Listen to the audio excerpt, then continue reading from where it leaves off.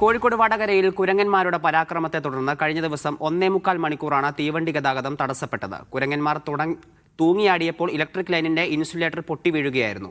ഇത് ശ്രദ്ധയിൽപ്പെട്ട സമീപത്തെ മദ്രസാധ്യാപകരായ ഷാഹുൽ ഹമീദിന്റെയും അബ്ദുൽ മജീദിന്റെയും സമയോചിത ഇടപെടലാണ് വൻ ദുരന്തം ഒഴിവാക്കിയത്. ഇരുവരെയും തേടി റെയിൽവേയുടെ അഭിനന്ദനവും എത്തി.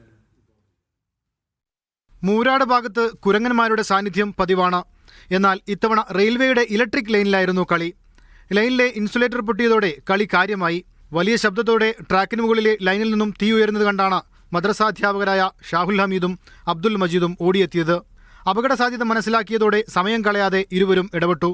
ഇതൊരു 3 മണി സമയത്താണ് സംഭവം നടക്കുന്നത്.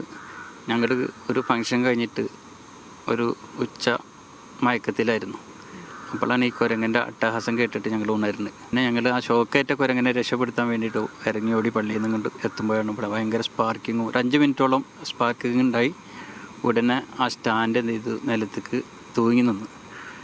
ഉടനെ ഞങ്ങൾ രണ്ടാളും അതിനുള്ള കാര്യങ്ങളൊക്കെ ചെയ്ത് ബന്ധപ്പെട്ടവരെ അറിയിക്കുകയാണ് ചെയ്തത്. ഇൻസുലേറ്റർ പൊട്ടി വീണത് ഇവർ കണ്ടില്ലായിരുന്നെങ്കിൽ വലിയ അപകടം നടക്കുമായിരുന്നു. അപ്പോൾ ആ സമയത്ത് 10 മിനിറ്റ് മാത്രമേ ഉള്ളൂ. അതുകൊണ്ടാണ് ഞങ്ങൾ ഇത്രയും പെട്ടെന്ന് തന്നെ വിളിക്കാനും അതിൽ ഇടപെടാനുള്ളൊരു തിരക്ക് കാണിച്ചിട്ടുള്ളത്. റെയിൽവേയുടെ പാലക്കാട് ഡിവിഷനിൽ നിന്നും വിളിച്ച് ഇരുവരെയും അഭിനന്ദിച്ചു. റെയിൽവേ ഉദ്യോഗസ്ഥരെത്തി മേഖല പരിശോധിച്ച് സുരക്ഷ ഉറപ്പാക്കുകയും ചെയ്തു. മീഡിയ 1 കോഴിക്കോട്.